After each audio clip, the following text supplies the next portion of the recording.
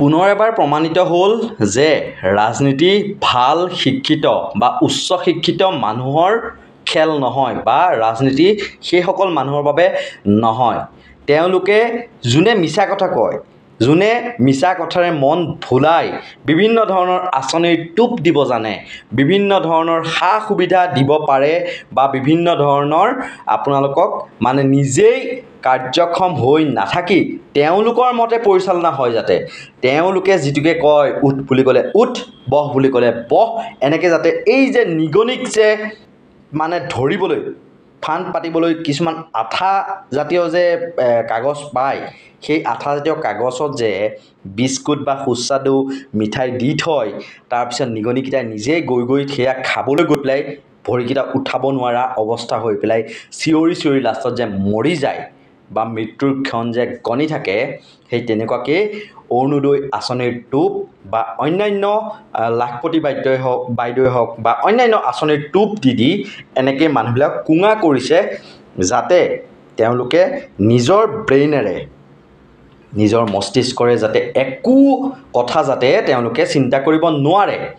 গতিকে এটাই কথা কওঁ, যিজন মুখ্যমন্ত্ৰী বৰ্তমান তেওঁ স্বাস্থ্যমন্ত্ৰী হৈ আছিল, তেওঁ শিক্ষামন্ত্ৰী হৈ আছিল 10-15 বছৰ, আৰু সেইগৰাকী স্বাস্থ্য আৰু শিক্ষামন্ত্ৰী হৈ থকা বৰ্তমানৰ মুখ্যমন্ত্ৰী হিমন্ত বিশ্ব শৰ্মাৰ দিনতেই স্বাস্থ্য আৰু শিক্ষাৰ ক্ষেত্ৰত তলৰ পৰাহে অসমে 5 নম্বৰ স্থান দখল কৰিবলৈ সক্ষম হ'ল।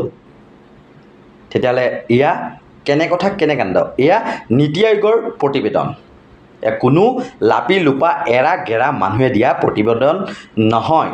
তেওঁলোকে বহুখিনি অধ্যয়ন কৰি মেলি কোনখন ৰাজ্য স্বাস্থ্যৰ ক্ষেত্ৰত কিমান আগবঢ়া, কোনখন ক্ষেত্ৰত শিক্ষাৰ ক্ষেত্ৰত কিমান আগবঢ়া, সেইবিলাক গন্তি কৰি মেলি তেওঁলোকে এই ধৰণৰ প্ৰতিবেদন প্ৰকাশ কৰে। কিন্তু এতিয়া স্বাস্থ্যখণ্ডৰ নামত হৈছে কি?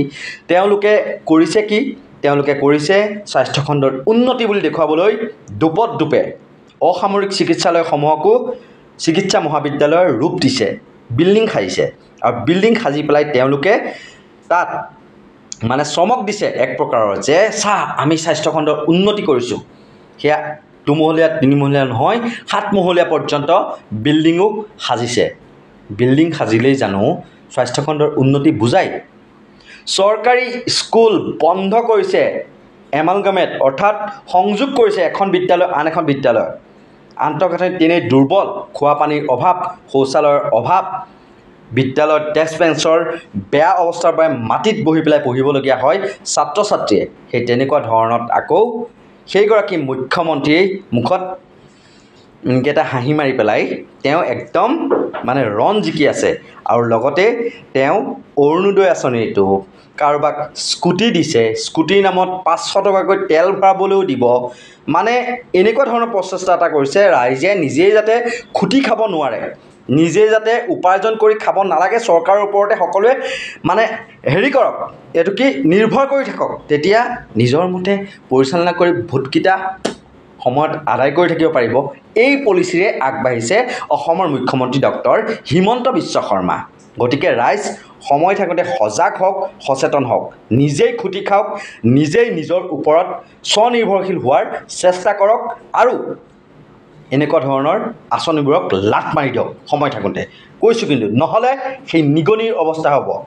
আপোনালোকক আঁচনিৰ টোপ দেখুৱাই সেই আঠা কাগজখন নপৰাৰ আগলৈকে মিঠাইৰ যিবিলাক সুস্বাদু খাদ্য সেইবিলাক দি আপোনালোকক খাই গৈ থাকিব, বা নিগনিও খাই গৈ থাকে, গৈ পেলাই ভৰি দিয়েগৈ তেওঁলোকৰ মৰণ ফান্দত সেই আঠা কাগজখনত। গতিকে সাৱধান, বি কেয়াৰফুল।